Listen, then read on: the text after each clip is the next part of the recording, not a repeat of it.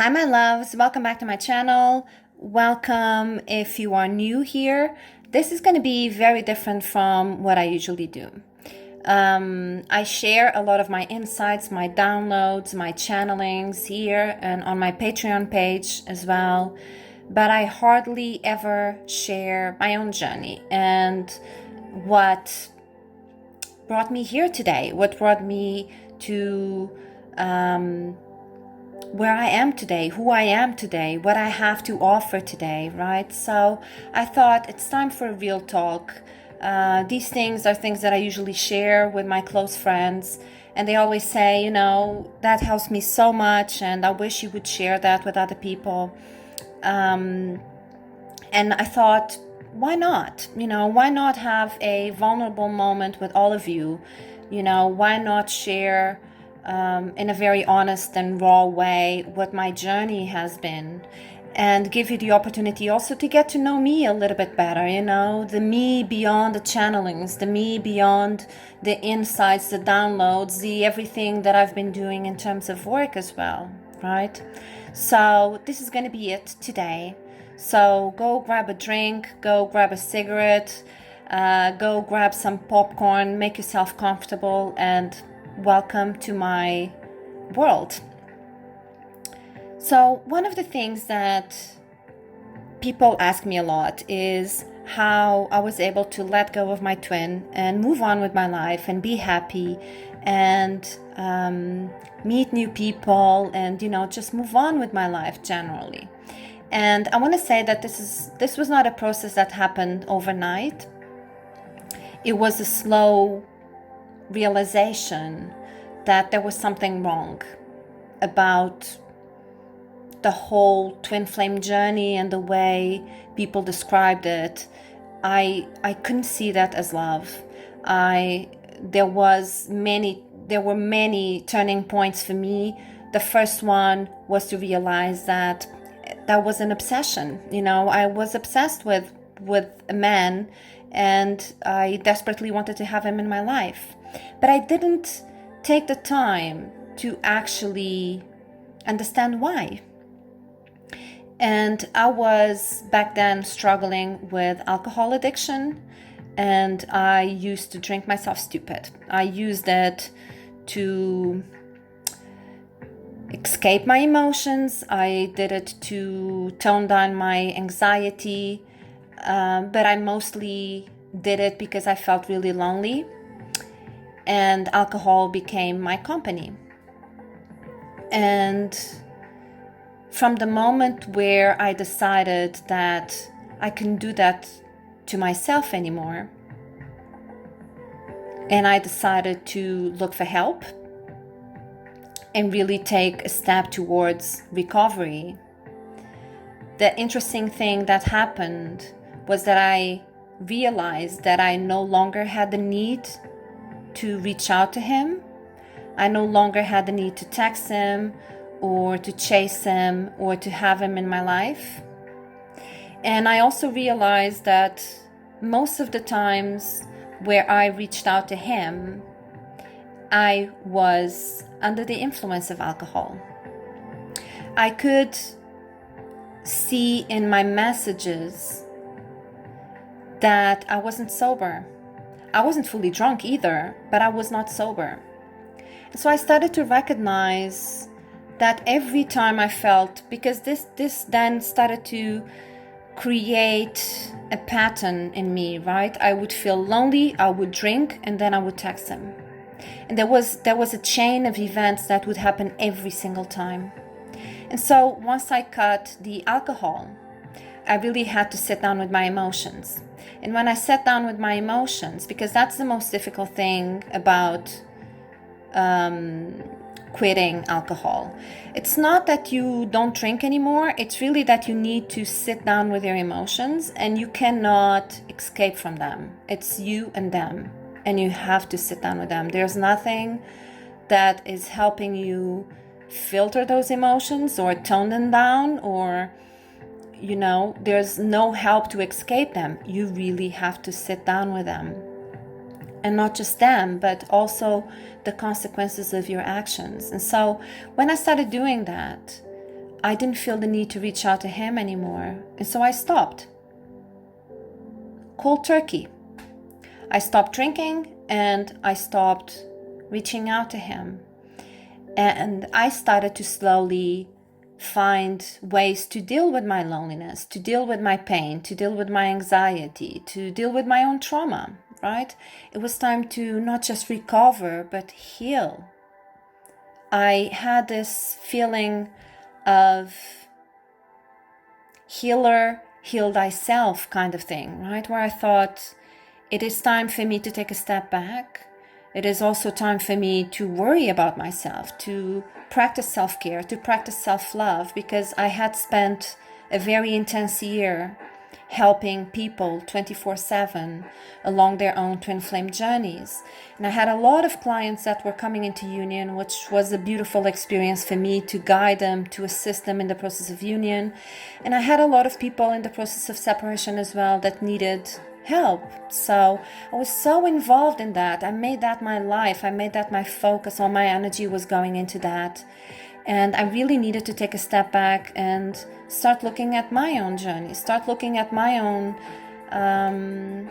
triggers, my own pain, my own trauma, right? And so once I started to remove myself from alcohol, I noticed that I no longer had a need to chase him.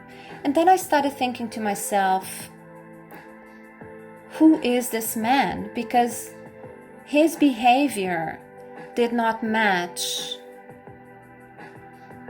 what I knew of him or the perception that I had of him, right? I had him in such high regard, you know. I had so much love and energy invested in the potential of this man in my life that I didn't take the time to actually look at what his actions were telling me, which was completely the opposite of the things that I knew inside of me, right? And so I realized that the relationship that I wanted to have in my life couldn't come from the man that I loved. And because I was aiming for a deep connection where we would face our fears together and consistently grow in love and in union and be there to support one another through that process. And I realized that that couldn't happen with someone who was trapped in fear, or at the very least, without any judgment of character. Someone who was unable to forgive me and allow me to grow from it. And that was something that really started to sit down with me. And I came to a day where I stopped making excuses for him. And I stopped making excuses for myself too, you know. I went to each and every single interaction that I had with him. And I decided to take accountability for my mistakes back then. So I stopped blaming him. I stopped blaming myself. I forgave myself. And I decided that that was the day that I was going to take my power back. And not from ego, not out of resentment, not in spite, but really take the power of my love back and really have a deep look at the places where I was putting my love into that I didn't feel that it was being reciprocated, right? I came to understand that if I had put him on a pedestal, I also had the power to take him out of that pedestal that I had built, right? Because that was built on the limiting belief that he was better than anyone else. And again, it just brought me back into how obsessed I was, you know, to put someone in such a high position when I had no physical evidence that that he was exactly the way I saw it, within myself. So I really started that day by deciding that today is the day that this is going to end. Today is the day that I take my power back. Today is the day where I own my shit and start practicing self-love and self-respect, and I start to build my self-esteem, and I start to build my joy again, because I am tired of being in the same place. I am fed up of hiding behind fear. I am tired of walking on eggshells. I'm trying to pretend to be satisfied with a situation that is not satisfying at all. Not spiritually, not physically, not emotionally, not intellectually. But mostly, for me as an Aquarius, once I lose the intellectual connection with someone, I cannot be emotionally connected with that person either. Me, it's so important, the deep conversations, the deep share, the banter, the jokes, the sense of humor, the intellectual entanglement between two people. It's one of the most beautiful and attractive things to me. And I build my emotions and my feelings from that. So that was so important to me. And I lost it. I lost it because of the no communication, because of the consistent ignoring, so I didn't lose the love, but I lost the mental connection, which was so important to me and still is. And then I started to slowly lose the attraction, lose the desire, and that was it for me. Then I knew that it was over, right? But this didn't happen overnight. This came from really a process of atonement for me, right? So the thing about atonement is that it makes you really dive deep into your participation in every single action that ever happened in your life. And then it just gives you the ability to change it. Because you did it. You did it to yourself. So you can also undo it. It really is that simple. It's really just understanding that if I did it, I can undo it as well. If I made myself believe in something, then I for sure can make myself believe in something else, that it's more healthy, that brings me more joy, that it's more in alignment with myself, right? And when I realized that the relationship that I wanted to have in my life, the type of relationship and the type of connection that I wanted to have in my life, and the man that I loved was not a match, then I almost had to decide, what do I want to have here? Do I want to stay in a waiting mode for this man who may not be able to give me the relationship that I want? Or do I want to open the doors of my own perception, open the doors of my own awareness, open the doors of my own consciousness, and just allow the universe to actually bring me the relationship that I want, right? With that like-minded person, with that kindred spirit, where you don't even have to talk, where things are so simple and easygoing and it just flows. There's no need for words, And that's what I was aiming for that type of relationship. And so I had to make that choice. I had to make that option. I want to experience such a connection in my life. But I am willing to give up the idea that it can only come from that person. I want to see us all as one. And I want to believe that there are so many incredible men in this world capable of such a love and capable of appreciating the type of woman that they have and doing everything they can to keep that connection going.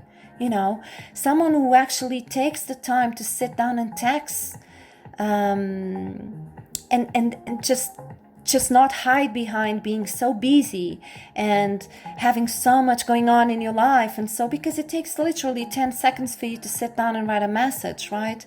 But that makes a whole difference in the whole day, in looking at the bigger picture of things, right? And so I took that choice for myself. I thought, me staying in a waiting mode, it is not practicing self-love anymore. This is not bringing me closer to self-love, and I want to love myself. So I made a choice, and I choose me. I decided to choose me. And here's the danger of leaving someone on waiting mode, is that they might not be there anymore once you decide to come back. And whatever side of the coin you are here, if you have someone that is waiting for you, you're also in the danger of not finding them in the same place where you left them, because it is the natural flow of life that people are going to evolve and move along and move on and find new things and try new things, right? And if you're on the receiving mode, same thing. If you're on waiting mode, you also have the ability to start building your life, regardless of that person coming back or no. Or not, right? In my case, people often take my kindness for weakness. It's a very simple thing to do with me. I'm quirky and I'm weird and I'm funny and I'm sassy, but I have a very soft and gentle side to me. And, it's easy for people. I can understand how it's easy for people to really, take my kindness for weakness.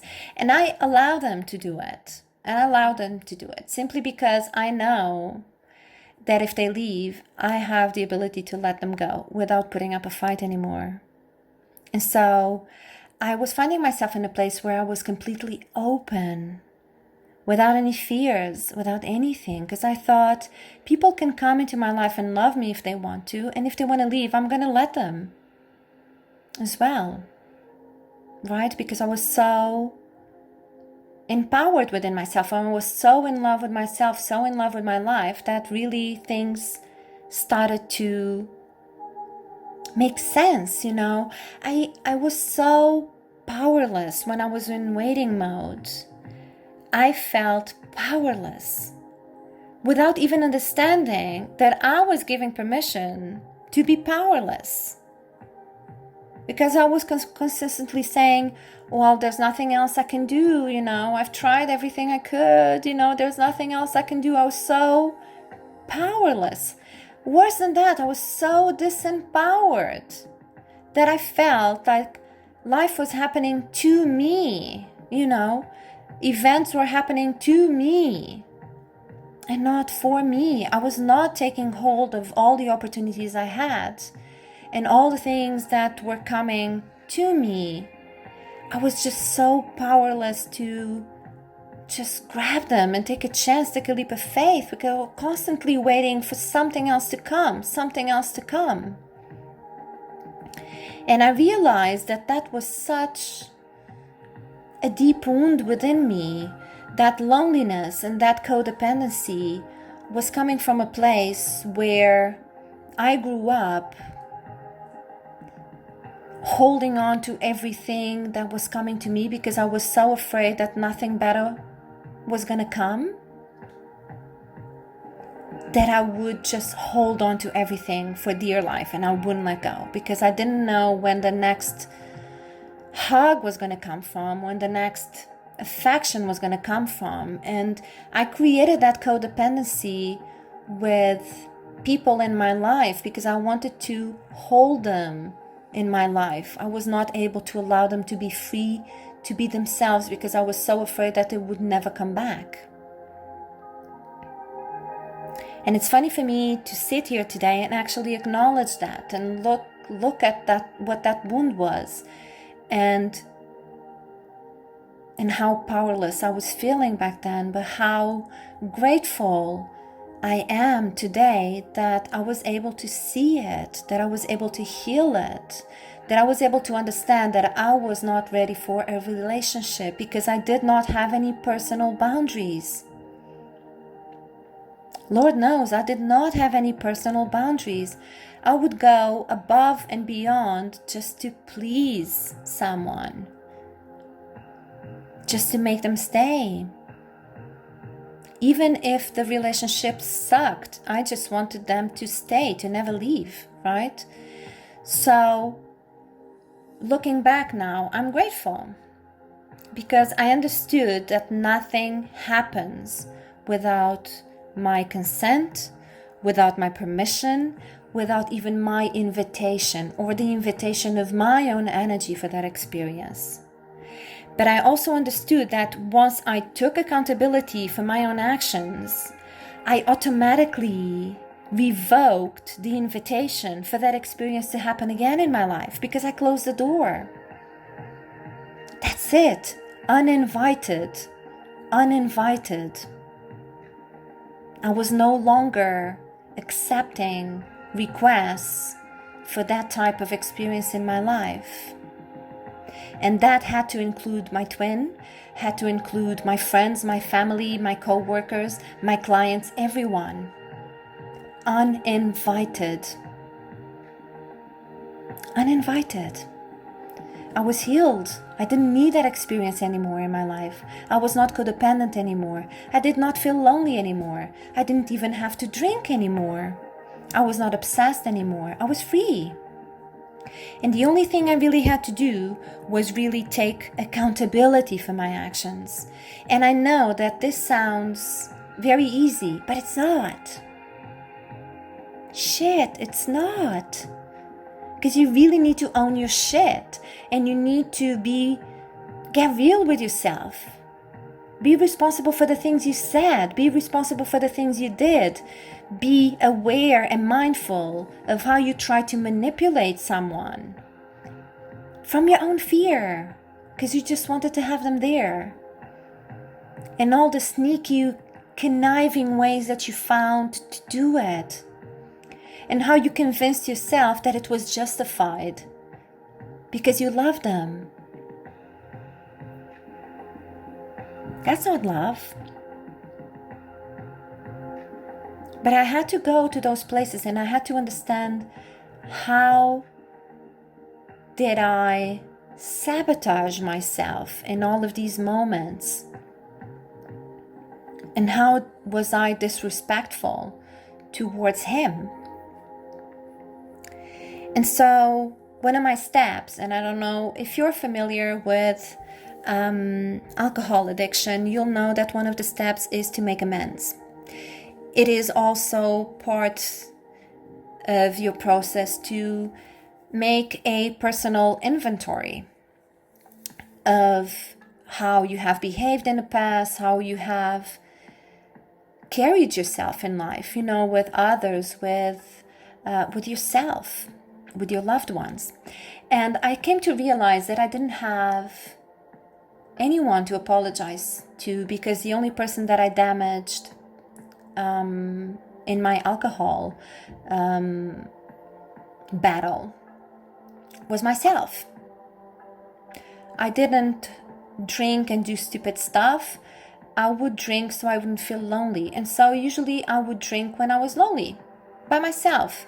So the only thing that I did was to drink, sit down, write, listen to music, go into my own creations, paint, create, feel inspired. That's what I used to do, right? So I didn't project any of my wounds onto others, except for my twin. He was on the receiving end of my alcohol addiction, because he was the one that I would always reach out to, right? So I would send him a song, I would try to convince him just again to give me 10 minutes to sit down and explain myself. I would just ask him to, remember how special our connection was. And I so desperately did that out of fear again, out of loneliness, right? And so I had to make amends with him. I really had to get real with myself, own my shit, and go back and make amends. Apologize for being disrespectful because I interfered in his life, because I interfered with his relationships, because I pretended to know what was best for him, because I decided to judge his decisions and tell him what he was doing wrong and what he should be doing instead, to give him unsolicited advice. I mean, what the hell? What was I thinking? That was my realization. What was I thinking? When did I lose control of myself? When did my personal needs and wounds became a priority over someone else's freedom to live the life that they decide to live? That really touched me. It was through that process of recovery and sobriety that I really understood what this connection was in my life. Ultimately, it saved me. It healed me from my wounds. It still does every day. It probably saved me from my alcohol addiction even. It really allowed me to become sober, to love myself, to respect myself, to make healthier decisions in my life. And I'm grateful for that, really, really grateful for that. But that was the end of the road for me because I didn't feel the need anymore to reach out, to be in touch, or to be friends, or to be in each other's lives, or to share anything else. That man came into my life to save me. And once I saw that and saved myself, I was free. And the moment I sent him an email to make amends was to let him know that he was free as well. Because the last thing that I wanted him to feel would be guilty for never replying to me, or feeling bad about himself because he might think that he hurt me in the process, or that he didn't act right with me. I'm not condoning his behavior, but I'm not judging it either. I'm just saying that it worked for me. And I was only able to see that once I was healed. I was out of it. I was out of fear, out of loneliness, out of addictions, out of illusion, out of obsession, out of codependency. I was out. I was free. I was saved. And I wanted to share that with him, by making amends, by setting him free as well. And that was it for me. That was the end of the road for me. And I genuinely wish that he finds the same freedom, the same peace, that he finds a relationship that makes him happy, that carries him and his family forward, that that inspires him to be the best version of himself, someone who challenges him every day, to make him think about himself, to allow him to be kind, to be compassionate, to be inspirational. And I wish him all the happiness that I wish for myself. And I wish that happiness happens in whatever way he decides to have it, with whoever he decides to have it. That doesn't make a difference. I just want him to be happy. I want him to be as happy as I am. I wish that for him as well, as healed, as free, as happy as I am. But that was the end for me. I came to terms with the way things happened. I realized that obviously I still have forgiveness to do, self-forgiveness to do, and unconscious guilt to release. But that is a journey that I take with joy every day, because every day I'm coming closer to myself, coming closer to God, closer to Spirit. It allowed me to be a spiritual advisor. I mean, come on. It allowed me to help other people to get them out of their own pain, their own suffering. It allowed me to inspire others. It allowed me to make them see what these connections are and how much they can bring into your life, how much they can set you free, right? So, yeah, I never dwelled on that anymore, I guess. The concept of twin flames didn't make sense to me anymore. Catalysts, karmic, soulmates, all of that just vanished for me because I started seeing everyone as one. I really started to see how we're all beautiful, how we are all perfect, how we are all God. And I really started to live life differently. I started to open my eyes to other people around me, other men around me. I felt inspired to see how men treat women that they recognize, that they really want to have in their lives. And I thought, you know what, that's what I want to have. That's what I really want to have. And it doesn't necessarily need to come from a specific person that I think that it needs to come from. No, I want that, I want that. I want that type of intimacy where I know that this is the person that I want to be with, and I don't have to wonder. I don't have to question myself. I don't have to doubt the connection. I don't have to, go into analysis paralysis about the person, because I am sure of them as much as they are sure of myself. And so that was my aim. That's what changed the game for me. That was my shift, was to understand. Almost like my guides asked me, do you want to have the man or do you want to have the experience of a relationship like the one you dream of? And for me, it was an easy choice. For me, I want to experience that relationship. And I had to detach. That's why I talk a lot about detaching from the physical form of your twin flame. It's really with the purpose of opening the doors to a higher connection, to a divine partnership, to a sacred union, without it having to be necessarily attached to that person, right? Because I've discovered that sacred love can come from other people as well, in all shapes and forms of friendships, partnerships, situationships, right? So for me, that was a game changer. That was the moment I shift.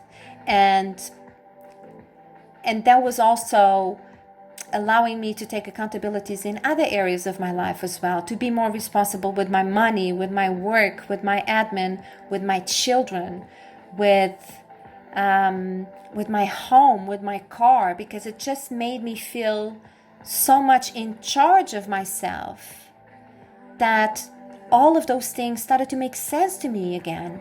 I thought, God damn it, this is the first time in my life where I feel in total control of myself, and not controlling myself, but in control of myself, and no longer controlling my emotions, but in control of my emotions.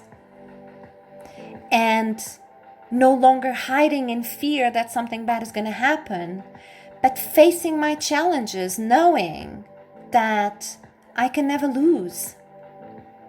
Because I already gained myself through this journey. I gained my own freedom. I gained my voice. I gained my independence. I gained my sobriety. So I win. And I know that all the challenges that come ahead of me are simply to make me grow, to allow me to evolve, to get to where I need to go to. And I understood also that I went through what I went through, so other people don't have to. That's one of the reasons why I'm sitting here today and just, pouring my heart out and just really being honest about everything that I went through. It's not an easy journey, and I tend to really shut down. As the pure Aquarius that I am, I shut down. I have a hard time sharing my emotions unless I am at peace with them. I really need to find a resolution within myself before I start expressing it to other people, right? So this was long due for me to sit down and just start having these conversations. And I will most definitely continue this. Maybe I'll create a podcast out of it and start sharing like deep things that happen to me, because I don't want you to think that I know better than anyone else. No, I go through the same journey as all of you. I make my mistakes, I fail, I fall, I get up, I try again. I'm human. I do the same shit as everyone else. The only difference is I really feel the responsibility of working for Spirit and being a miracle worker and really bringing the messages that Spirit wants us to hear. And that's it. But other than that, I'm human. I'm a normal person. You know, I love doing things that everyone else loves doing. I'm perfectly normal. You know, I cry, I laugh, I have my own insecurities, my own fears. And I deal with them every day, you know. So I'm not ahead of you, I'm not behind you, I'm walking right by your side. You know, we're all on the same boat doing this. But if my experience and my journey and my story can help you in any way today, then I'll be happy I shared. So for all of you who, you know, have your heart ready to receive and to take anything out of this sharing of my journey, then, you know, I'm grateful for you for receiving it. I'm grateful for all of you to be a container, for listening to me, for supporting me, for, you know, for consistently sending me lovely messages of love and light and support. I am so grateful for all of that. It means the world to me. You never cease to amaze me. And some of you really text me in moments where I really, really needed to, you know, hear from someone, and you do it exactly in divine timing. So I want you all to know that there is Spirit in you, that you are inspired, that you are guided, that you are protected, and that you mean a lot to me, all of you. Okay, well, I'm going to leave it at that for today. But I will definitely come back with more real talks like this, because it feels good to be myself. And it's not like I'm not being myself when I do my videos and when I do my channelings and stuff, but it's just different because I have the responsibility of like speaking for Spirit. So I am usually very careful with my language, also because my kids watch my videos. So I always want to make sure that there's nothing there like in terms of cussing and stuff, so they don't pick up on that. But yeah, but it feels good to just be more vulnerable with all of you, to be more fragile, to be more authentic, to be more raw, to share more things. And so thank you for allowing me to do that. I'm sending you so much love and so many blessings, and I am really praying that you stay safe and protected within the power of your heart. I love you all so much with all my heart. Have an amazing evening.